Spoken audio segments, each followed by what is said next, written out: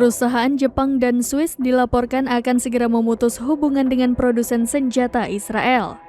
Keputusan ini diambil setelah adanya kritik internasional dan Mahkamah Internasional atau ICJ yang memerintahkan Israel untuk mencegah tindakan genosida dan mengizinkan bantuan kemanusiaan masuk ke jalur Gaza.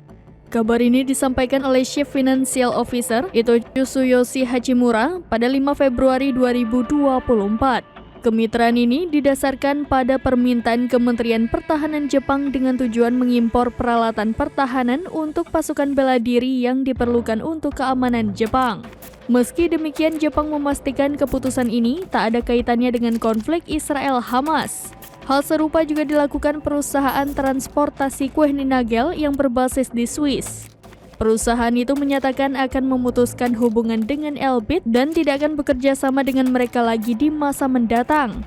Dikutip dari Kompas.com via Tribun News pada Rabu 7 Februari 2024, keputusan KN tersebut menyusul kampanye aksi pendukung Palestina di mana para aktivis telah merusak lokasi perusahaan transportasi.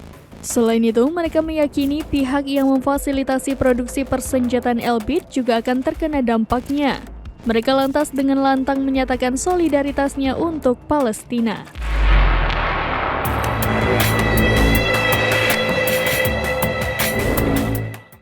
Download Tribun X sekarang, menghadirkan lokal